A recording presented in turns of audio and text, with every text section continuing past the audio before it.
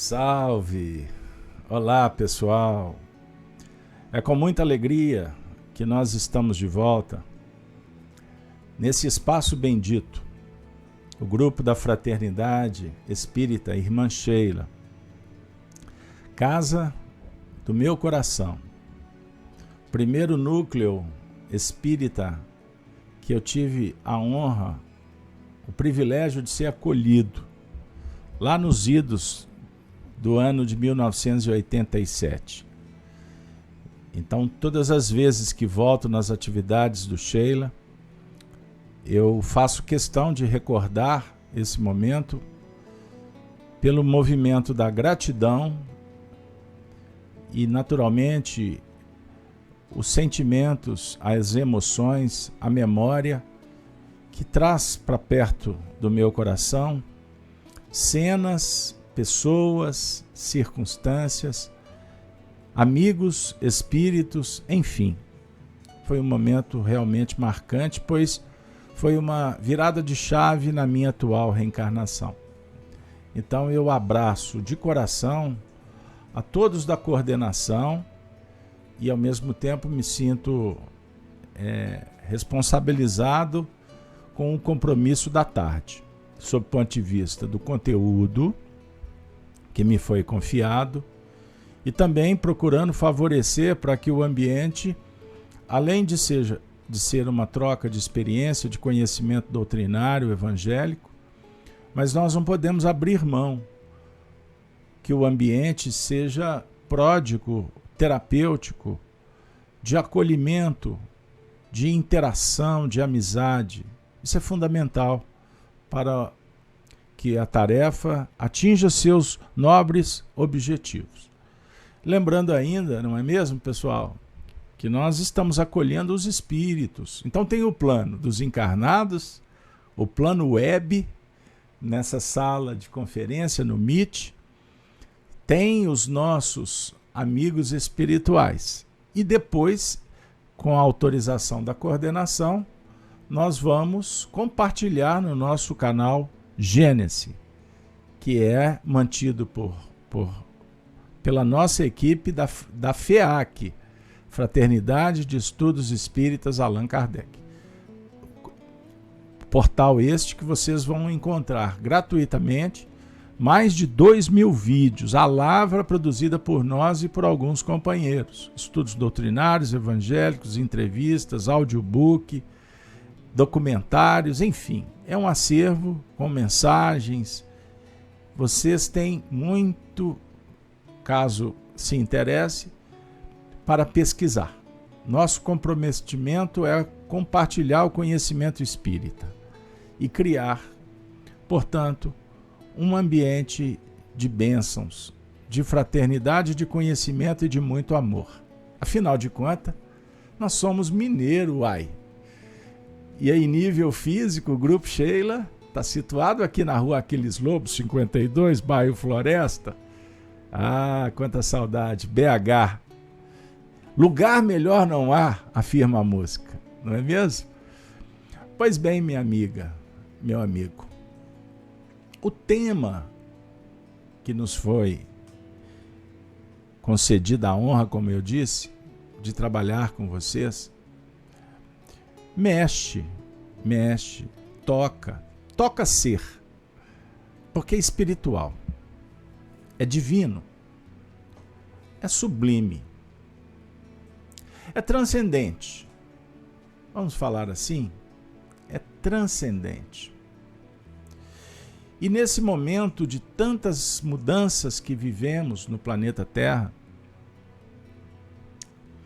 afirma Kardec e os espíritos que nada no mundo substitui a proposta do Evangelho. Naturalmente, o Evangelho do coração. Jesus veio à Terra cumprir uma tarefa dentro de um planejamento espiritual de alta magnitude. Em Espiritismo, estudando Kardec, nós vamos nos deparando com uma realidade fantástica. Jesus é o governador espiritual. Mas também um grande filósofo, um amigo de todas as horas, é certo, promovendo uma relação incomum, perene, sublime, auspiciosa, gigante. Pois a amizade verdadeira é um diálogo com a virtude e com a sabedoria.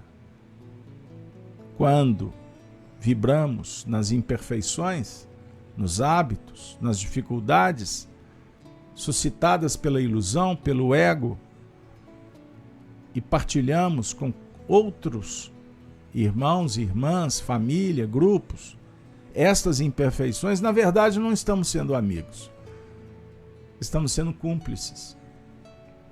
Compreenderam? Então Jesus representa um novo paradigma da amizade verdadeira, não de palavras, apenas de emoções, sentimentos. Amizade que dois seres ou mais grupos consorciamos pela lei do amor com um projeto chamado evolução. Amor une as almas para motivar e elas crescerem juntas, cada um seguindo os seus passos. Uma vez que somos individualidades a caminho da autonomia, da liberdade suprema, da igualdade perante a lei, para todos. Mas somos diferentes. Aquisições, mérito, trabalho, esforço. Amor agrega, une, sublima. Amor é a lei da natureza. Deus na nossa vida.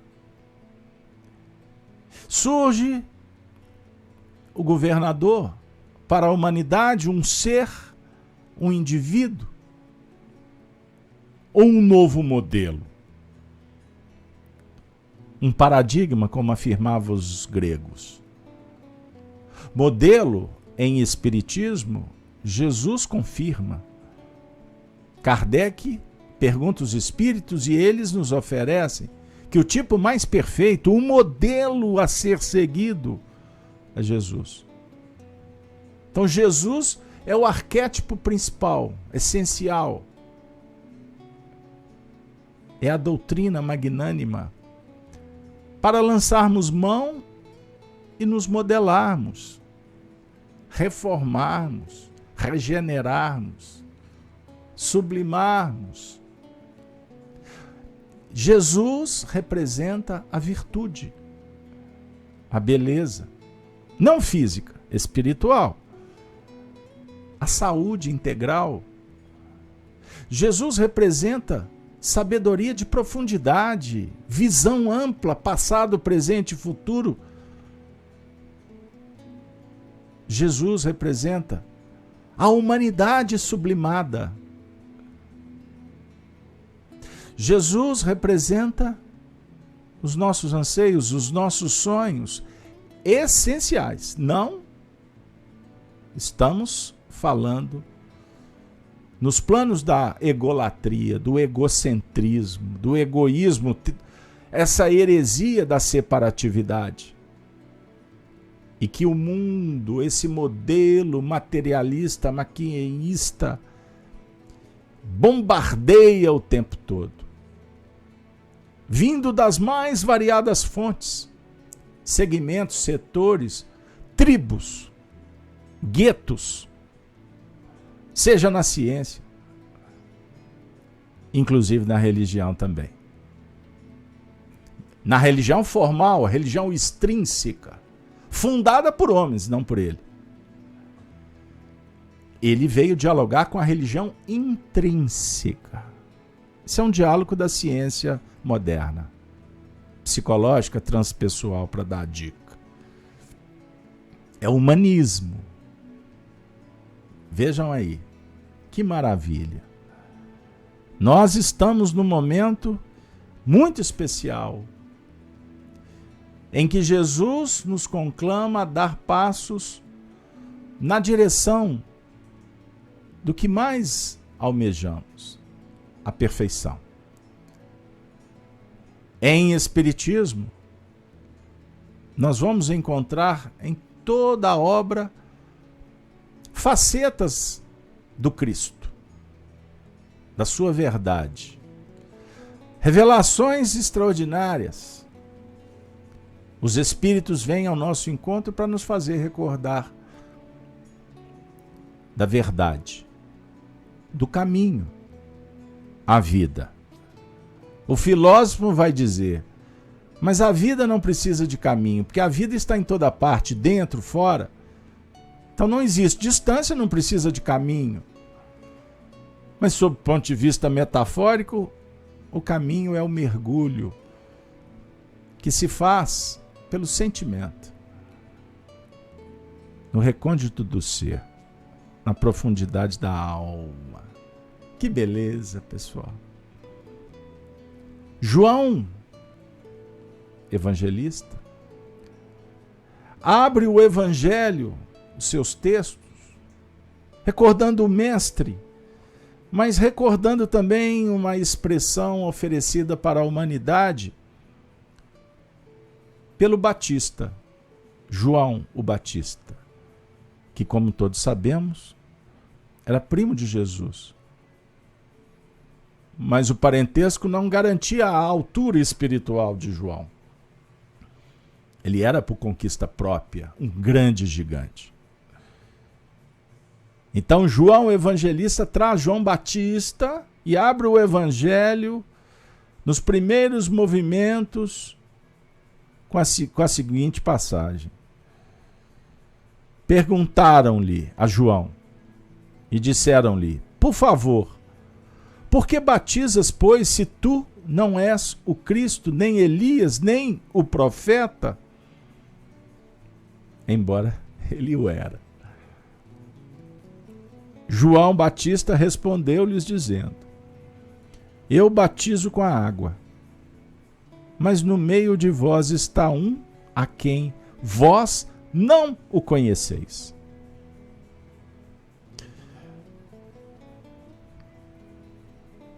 Quantas pessoas não conhecem Jesus até hoje? Já ouviram dizer? Sabem do que ele fez? Onde viveu? Que época? Mas não o conhecem. Quantos dizem conhecer? Alguns afirmam que estudam, mas não estão sintonizados com ele. João Batista está dizendo que ele está aí. Tudo que aqui ele plantou não passou e vai sem preexistir. Todos os lugares que pisou, que viveu, é um caminho certo para seguir. Citei uma música popular brasileira. Cantamos, nos emocionamos, nos convencemos, escolhemos, mas ainda temos, na verdade, no fundo, um grande distanciamento do que ele propôs. João disse, eu batizo com a água, mas no meio de vós está um a quem vós não conheceis. E este é aquele que vem após mim, que foi antes de mim, do qual eu não sou digno de desatar a correia das alparcas. João refletia o Cristo nas suas ações. Ele nasceu antes, num fenômeno transcendental de sua mãe Isabel, estão lembrados? Seu pai Zacarias, sacerdote. O anjo Gabriel anunciou para o seu pai no templo. Não era possível a mulher engravidar face à idade avançada. João veio. E depois o mesmo anjo anuncia para Maria. Todos conhecemos essa história. E ela, quando revisitamos, toca nossas almas. Porque é sensibilidade pura. Porque fala do seu nascimento também, da sua família, dos seus pais. São personagens que dialogam refletindo os nossos personagens das preferências, das afinidades. A memória é acionada. Eu quero dizer que a história das Escrituras, divinamente tratando a passagem do Cristo, mexe com a nossa intimidade, pois trata de vários temas.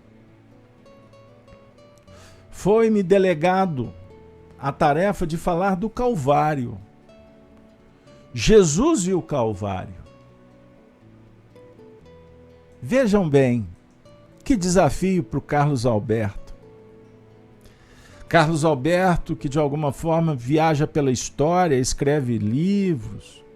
Alguns até pensam que eu sou historiador. Sou um aventureiro, que estou aí há mais de 3 décadas estudando história, espiritismo, equações, espiritismo, filosofia, espiritismo, ciência psicológica transcendental, espiritismo, evangelho, espiritismo toda hora.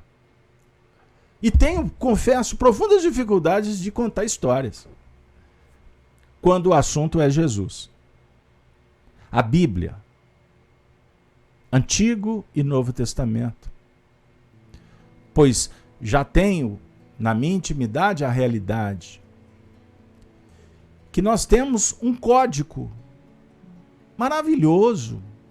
Nós temos um baú, um símbolo que guarda.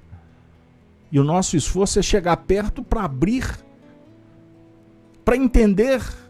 E não dá para ser apressado. É difícil contar muitas histórias em pouco tempo. Pois cada piscada de olhos, cada símbolo, como a cruz, como o Calvário, tem muito o que dizer. Então vejam só o programa da tarde.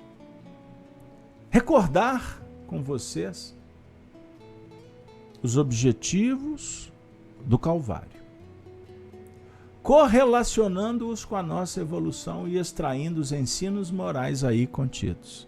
Beleza. Obrigado, coordenação. Até agora eu estou na vibe, não é assim? Mas também me pediram que fizesse uma abordagem sobre a ceia e a Páscoa judaica. Jesus, o Cordeiro de Deus.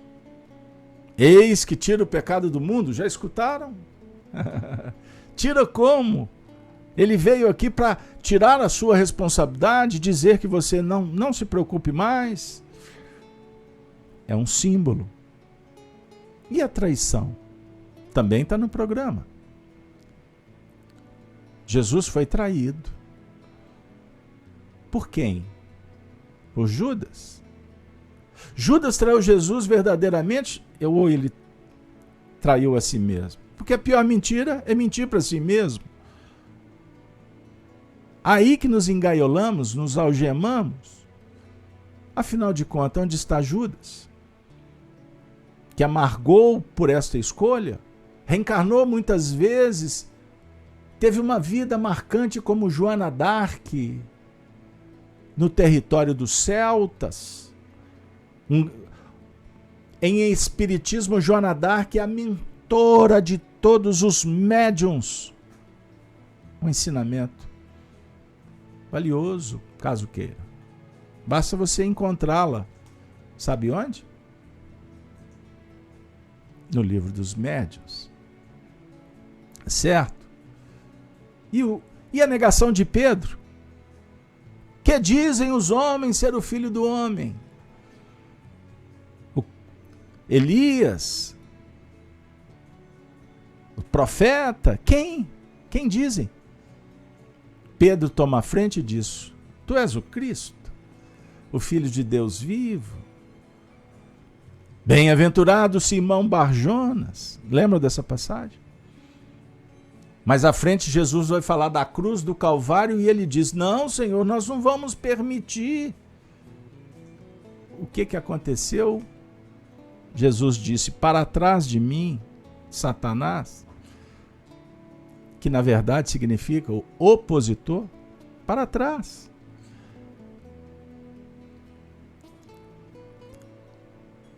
Pedro fala que não negará. O que é para trás? Qual é o opositor? É um espírito que entrou em cena. Observe em quantos ângulos. Que podem se abrir para um comentário com Kardec. Quem negou? Você negou? Foi Pedro? Pedro parou de negar? E nós continuamos negando?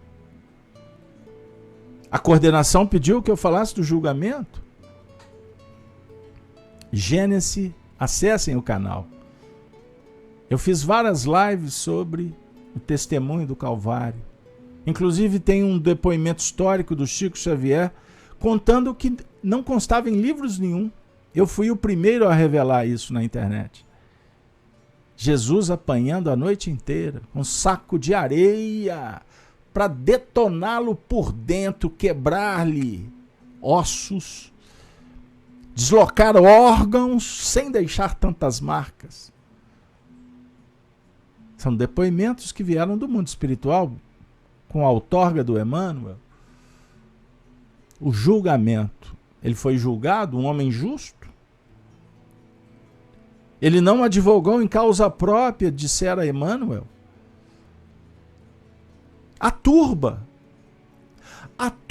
que abraçou a entrada, jogou palmas pelas ruas, na Páscoa, a festa do Ás, a festa santa. Observem a sequência dessa festa, quantos dias, o símbolo na tradição judaica, é um estudo de evolução. E o que aconteceu? O povo escolheu Barrabás. Seria o mesmo que ver o povo nas urnas, escolhendo Barrabás. Por quê? Desconhecem? Ou não estão interessados? O que significa Barrabás? A concupiscência. Escolher Barrabás não dá trabalho. Aliás, Barrabás se arvorou populista. Escolher Jesus é escolher a luta. Dá trabalho. Escolher Jesus não é depositar na mão de terceiros a sua evolução, a tua felicidade ou infelicidade. É você compreender que és responsável. Portanto, precisa de aprender, de planejar. E o Calvário? Depois veio a ressurreição. Mas observe que o meu tempo é pequenininho para falar do Calvário. Como nós podemos dialogar sobre o Calvário, pessoal? A coordenação do curso vai passar para vocês aí uma fonte bibliográfica. Vocês vão ter uma citação aí bem expressiva. Então, na verdade, o módulo de estudo do Evangelho, nós viemos para abraçá-los, para criar uma ambiência magnética, dar algumas pinçadas, relacionar com os espíritos que vêm ao nosso encontro com bondade, com misericórdia, cuidando de cada um de nós, mas não podemos nos dar por satisfeito. A sede, a fome do saber, para o filósofo é eterna. Então, por orientação, por inspiração da minha coordenação, pois ela que foi acionada, e estou aqui apenas como um aprendiz que está sendo chamado para contribuir no mundo material, mas não se esqueçam, a responsabilidade, os louros A quem de direito? Os espíritos. Então o Calvário, o Monte da Caveira, a cruz, o sangue, a morte, ela é diferente dos cenários, das narrativas, dos livros, dos filmes, dos contos e apólogos do mundo material. Truculência romana, judaica. Observe. Que cenário é esse? Que marcou a nossa alma indelevelmente por tantos milênios. Quantos de nós não choramos na Semana Santa a morte do Cristo? Fizemos novenas, rezas, procissões, assistimos aquele cortejo fúnebre,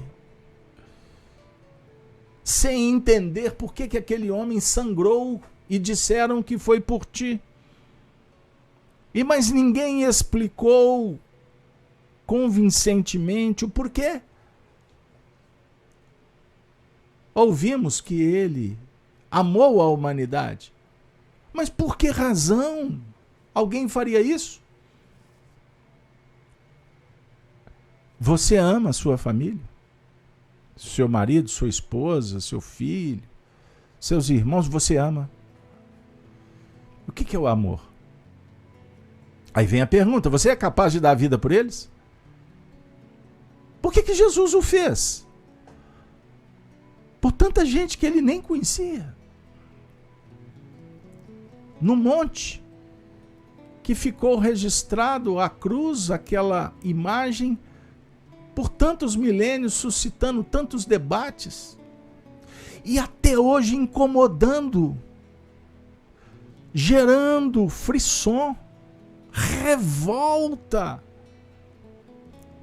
em pessoas que mal passaram os olhos na história ou foram convencidas pela mentira. Por exemplo, que Jesus não existiu, que religião é fruto da imaginação conforme alguns segmentos da ciência materialista, que passou por um momento histórico de romper com a igreja que era dominante, mas isso criou um cisma que até hoje está muito bem engendrado pelo materialismo dialético, para, na verdade, bombardear as pessoas e tirarem elas do encontro consigo mesmo.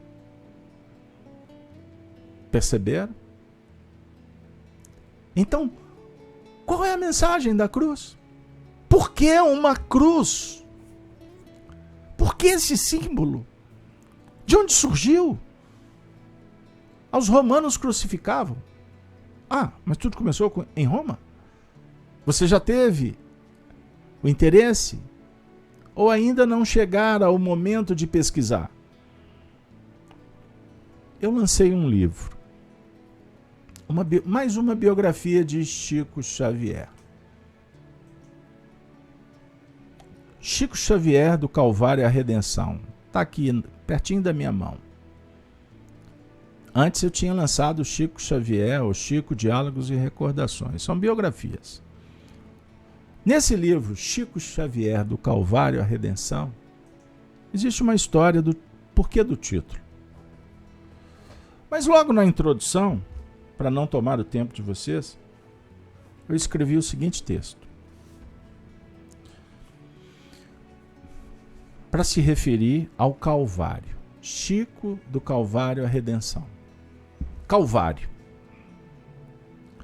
A palavra Calvário, substantivo masculino, ficou conhecida como outeiro, ou elevação de terreno onde se planta uma cruz, ou crucifixo, para simbolizar o local onde Jesus foi crucificado. A prática da crucificação foi adotada pelos romanos para punir criminosos e amedrontar ainda mais os povos subjugados pelo poderio opressor. Por isso, A triste cena do Calvário de Jesus passou a ser utilizada pelos cristãos como um dos símbolos mais importantes do cristianismo. Anca, conhecida também como cruz ansata ou ansata, era na escrita hieroglífica egípcia o símbolo da vida. Conhecido também como símbolo da vida eterna. Os egípcios usavam-na para indicar a vida após a morte. A forma do anca assemelha-se a uma cruz, com a haste superior vertical substituída por uma alça ovalada. Fico devendo a imagem para vocês. Com a chave oferecida pela doutrina dos espíritos, podemos abrir outros ângulos interpretativos. Todos nós, seres em evolução permanente, rumamos na direção do monte da elevação pessoal, tendo na cruz a síntese do aprendizado. A baliza horizontal simboliza as tarefas do mundo: estudo, prática, análise, síntese.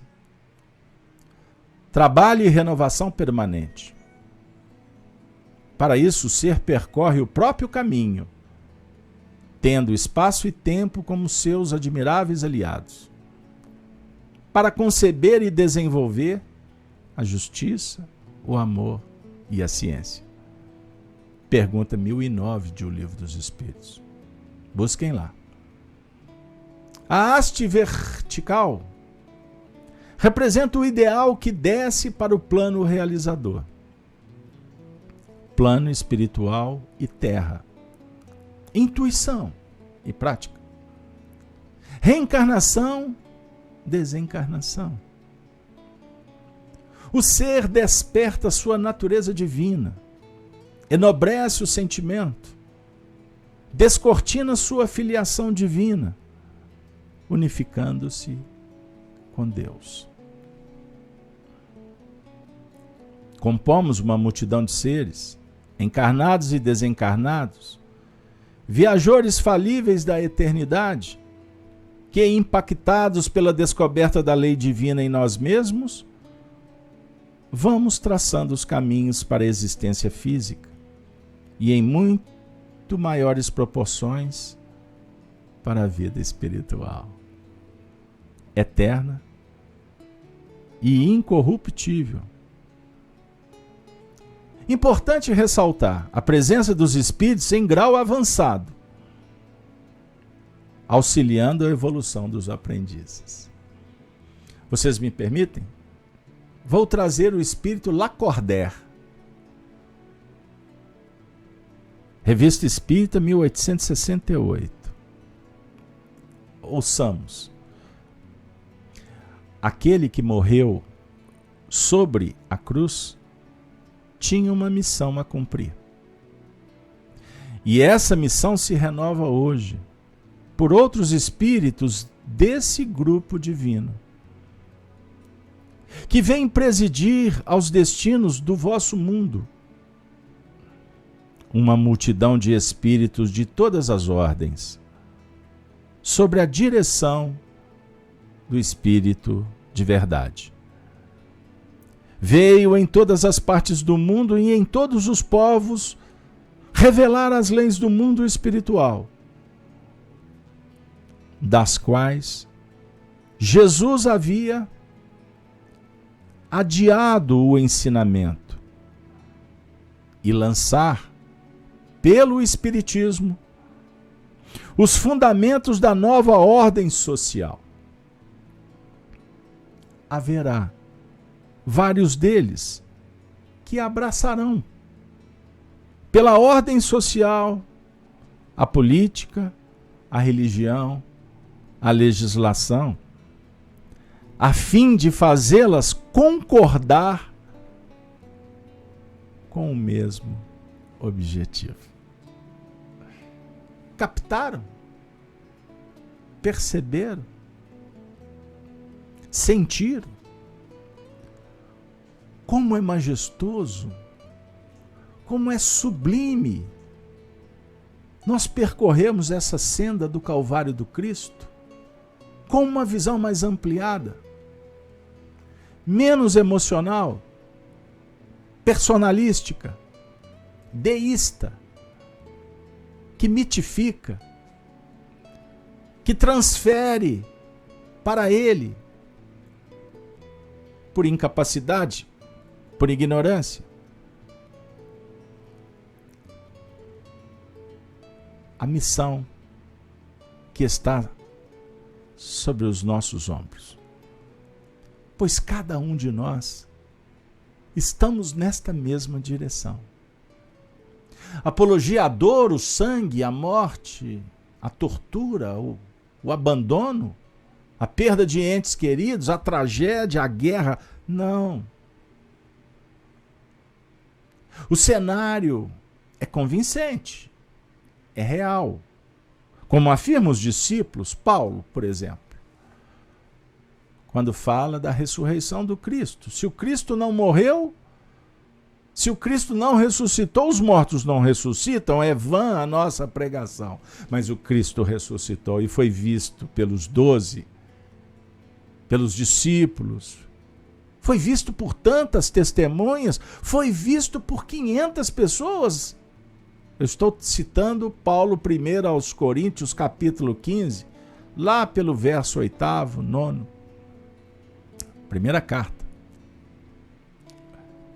Inclusive foi visto por mim, num abortivo. Pois não me considero um apóstolo, e sim um perseguidor dos apóstolos, do Evangelho do próprio Cristo. Quando Saulo empreende aquela campanha, aquela guerra que avassalou, que matou, que propagou o medo, o terror para crianças, velhos, pessoas indefesas, pobres, sem prerrogativas e privilégios. Ele se apresentou para mim, eu o vi em espírito. O Cristo ressuscitou. Se o Cristo não ressuscitou, o que nós estamos fazendo aqui? Tem muita coisa por aí que pode ser até mais agradável, pode ser mais prazerosa do que ligar um computador e ficar acompanhando uma live falando, sim, falando para a sua alma, para o seu coração, porque é Ele que está nos conclamando. Aí a gente começa a refletir no Cristo que sangrou. Ele sangrou, como qualquer um de nós, porque ele tinha um corpo. Ele reencarnou na humanidade, e toda a teoria que falar que ele não tinha um corpo, ele tinha um corpo. O Espiritismo constata em sua doutrina. Porque senão seria um vã simulacro, expressão kardeciana. Vã simulacro. Seria um teatro, uma mentira. Aí a gente daria razão para os materialistas que falam que Jesus foi um mito criado para gerar um sistema, poder, domínio, utilizado para causar impacto, sugerir o sobrenatural e, com isso, hipnotizar as massas. Ao longo dos milênios, tudo começou assim com Constantino, numa ilação, num êxtase, sei lá, movido por quê? São as narrativas. São as narrativas que insistem, repetindo o processo. É cíclico o ataque aos incautos, os ignorantes, inábeis, que somos nós, que ainda não abraçamos de verdade os princípios da vida. Você sabe, você já vive o elixir da vida? Você já identificou o motivo, o sentido da vida? Se sim, bem-aventurado. Bem-aventurado, pois os mansos herdarão a terra. Os justos terão, adquirirão. Perceberam o gigantismo?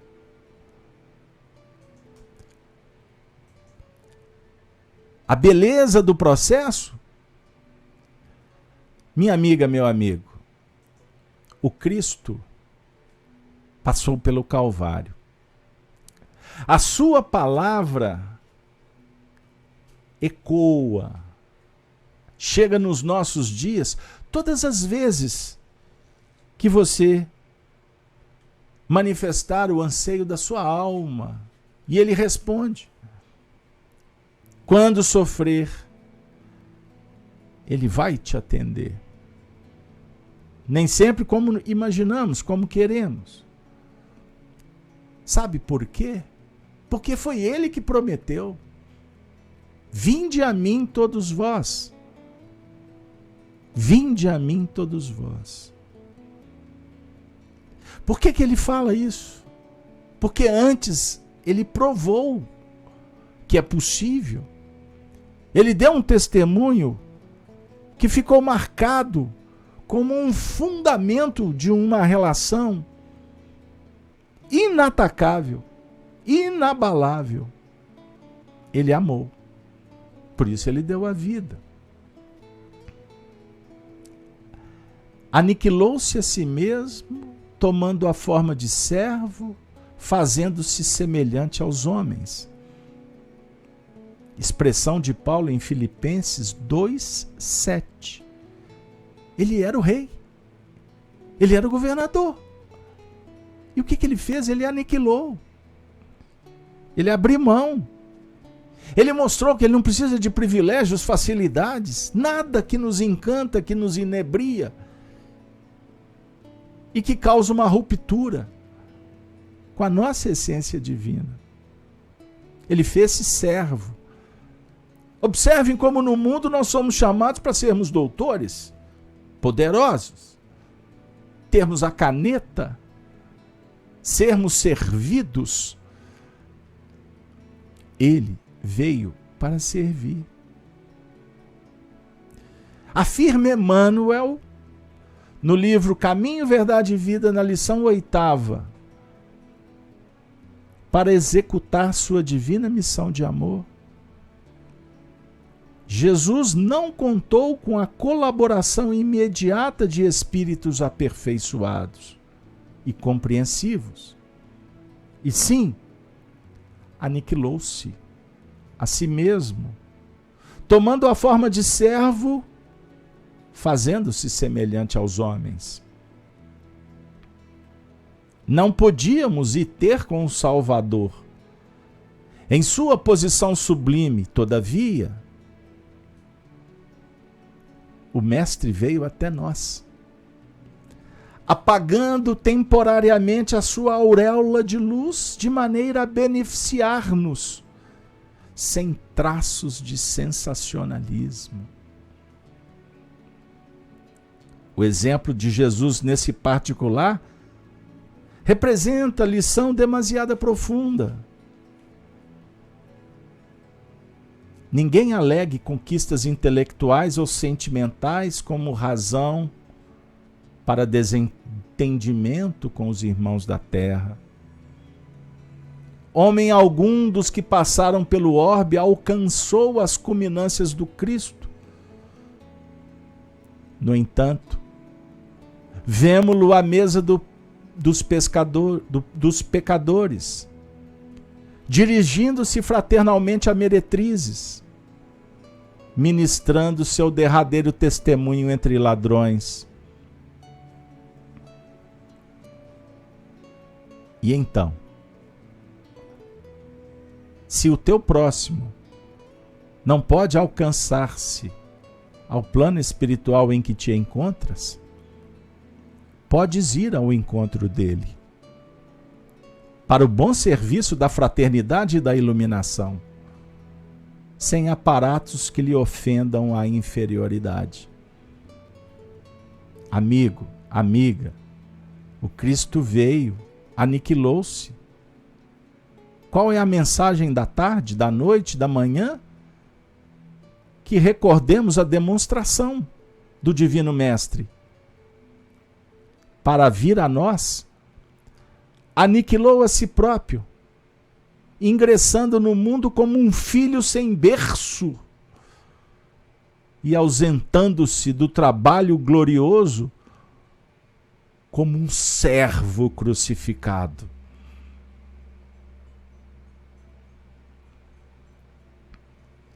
Isso é sensacional. Uma criança sem berço.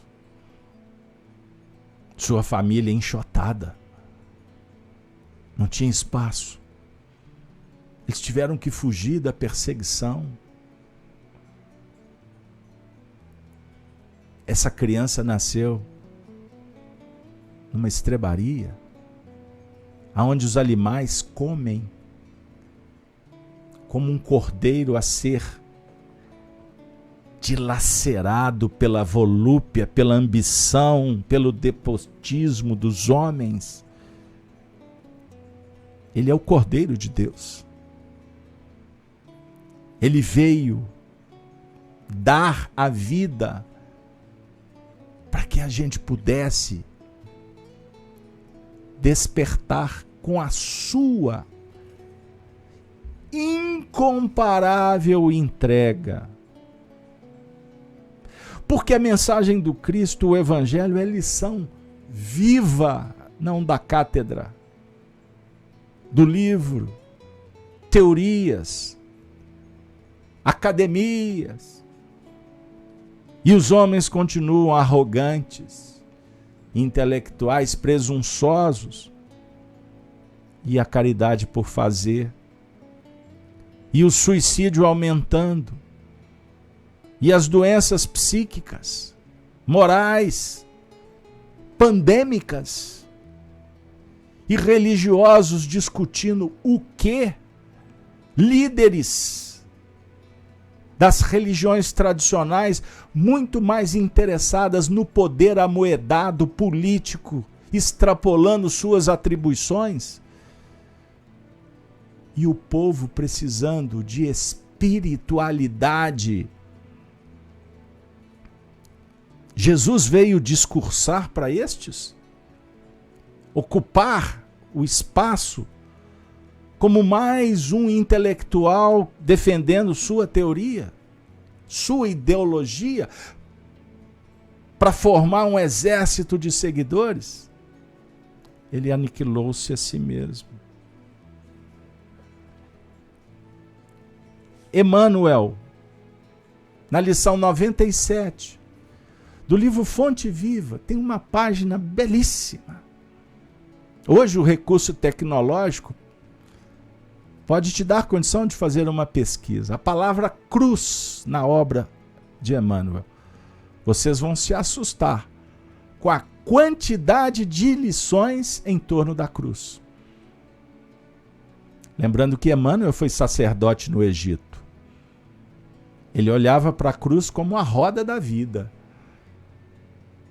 E o Cristo como a parte da sublimação.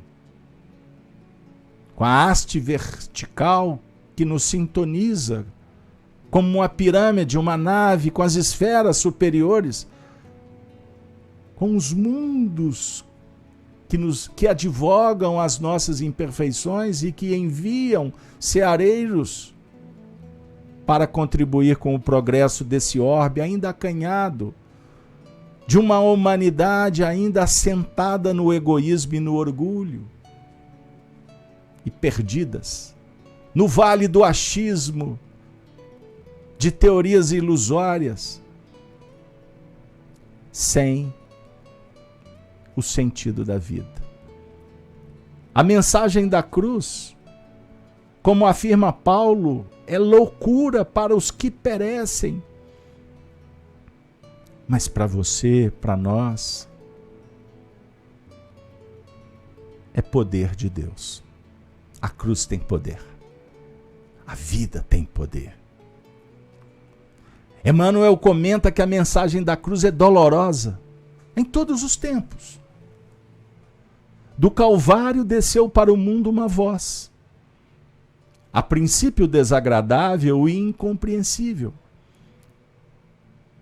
No martirológio do Mestre situavam-se todos os argumentos da negação, superficialmente absoluta.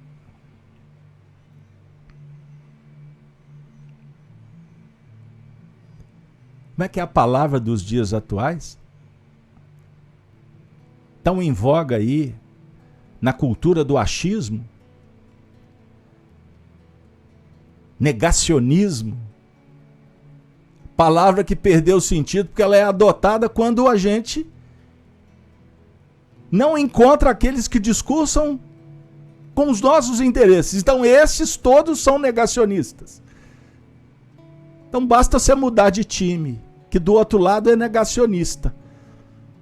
E o negacionismo é a esterilidade espiritual. No martirológio do Mestre situavam-se todos os argumentos de negação que vigem até hoje. Vejam qual é a consequência da esterilidade. O abandono completo dos mais amados, a sede angustiosa, capitulação irremediável, perdão espontâneo que expressava humilhação plena, sarcasmo e ridículo entre ladrões, derrota sem defensiva, morte infamante. Tudo isso que vai contra todos os movimentos do nosso ambiente, da nossa atmosfera de relação, de vivência. Entre outras palavras, ele não advogou em causa própria. Ele não respondeu. Entre outras palavras, ele foi um derrotado. Para o materialismo, Jesus foi o símbolo da derrota do homem da terra, pois o vitorioso foi César, representado por Pôncio Pilatos. E no sistema religioso tradicional, pelos Anás, pelos Caifás, Jesus perdeu. É isto, afirma Emmanuel. Mas o Cristo usa o fracasso aparente para ensinar o caminho da ressurreição eterna, demonstrando que o eu nunca se dirigirá para Deus sem o aprimoramento e sem a sublimação de si próprio. Amigo, amiga do módulo, ainda hoje, continua Emmanuel, a linguagem da cruz é loucura. É de fato. Para os que permanecem interminavelmente no círculo das reencarnações de baixo teor espiritual. Semelhantes criaturas não pretendem, senão, macomunar-se com a morte, exterminando as mais belas florações do sentimento. Dominam a muitos, incapazes do próprio domínio. Ajuntam tesouros que a imprudência desfaz e tecem fios escuros de paixões ou melhor, de paixões obcecantes em que sucumbem, vezes sem conta, à maneira da aranha encarcerada nas próprias teias. Repitamos.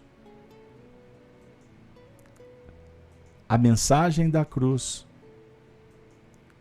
é loucura para muitos. É certo. A mensagem da cruz ao irmão que se afoga na carne, e ele nos classificará à conta de loucos.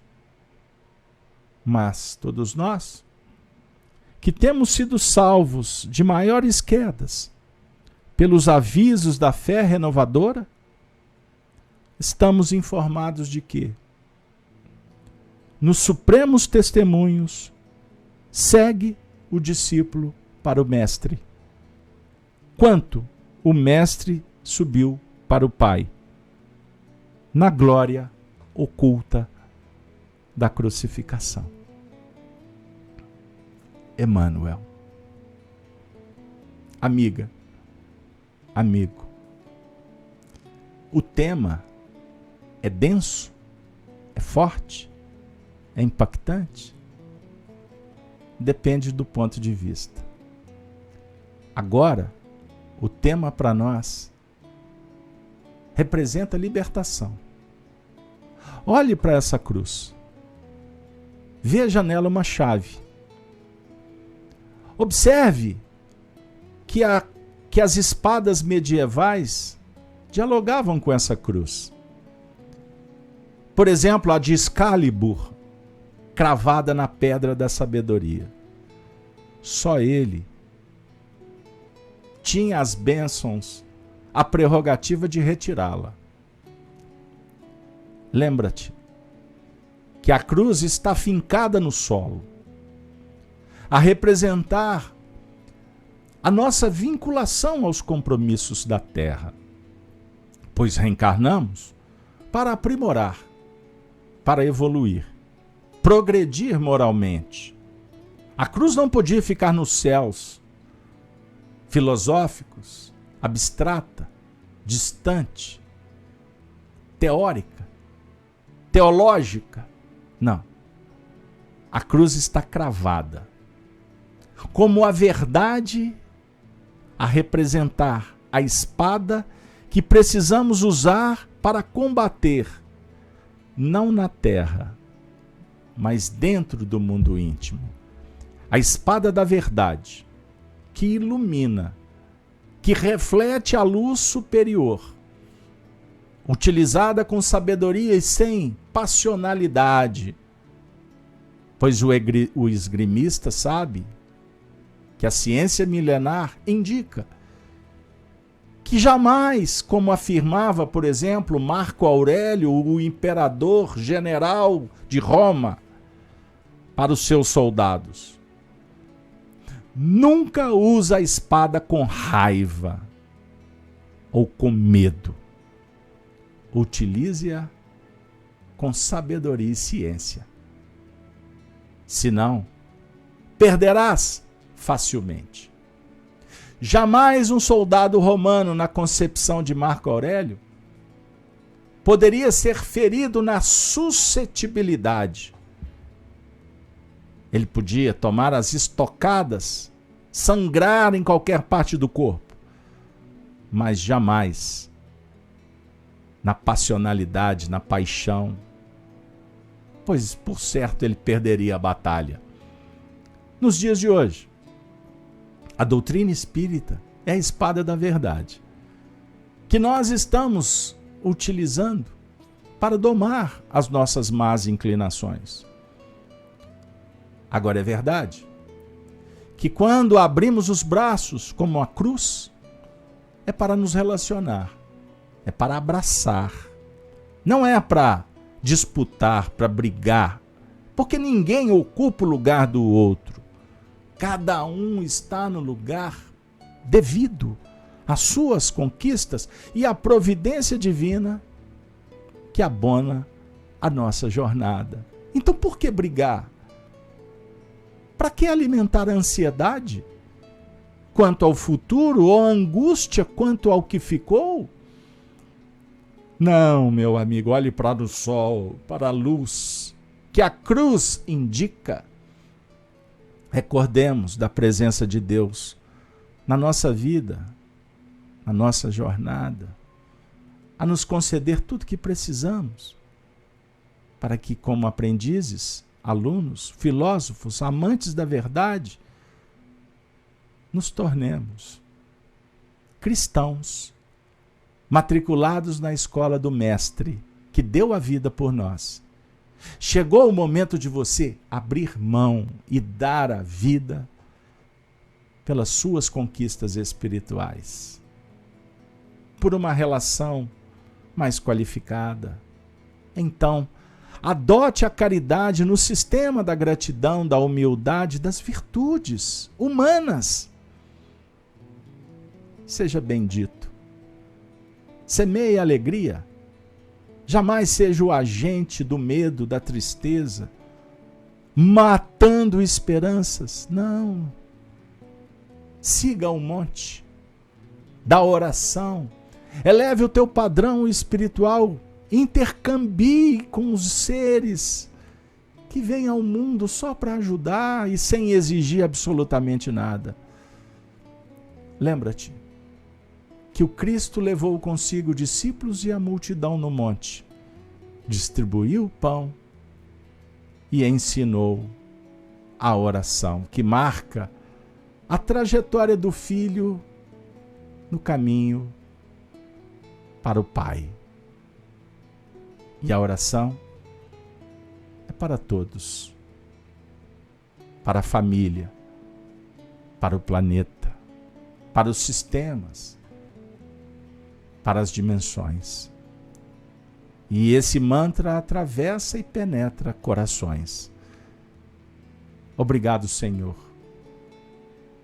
Pai nosso, Pai nosso, Pai nosso, que estais nos céus. Pai nosso, santo, santo, santo é o teu nome. Venha a nós, Santo Senhor, o vosso reino. Seja feita, Santo Senhor, a tua vontade. Dê-nos um pão, a oportunidade para brilharmos a luz e produzirmos o próprio alimento, o remédio, o amor. Mas livra-nos do mal, imperfeições, contaminações que nós mesmos geramos para nós, para a sociedade, para a natureza. Que a cantiga do perdão nos auxilie na harmonia universal. Perdoa, perdoa, pois o vosso é o reino, o poder e a glória para sempre. Obrigado, Senhor, por tudo. Obrigado por esta oportunidade de dialogarmos em torno da tua palavra, da tua história. Obrigado pela comunhão com os bons espíritos que vêm ao nosso encontro nessa tarde, noite, manhã, madrugada, dizer: confiem, pois Jesus prometeu: não vos deixarei órfãos, estarei convosco até o fim. Obrigado, enfim.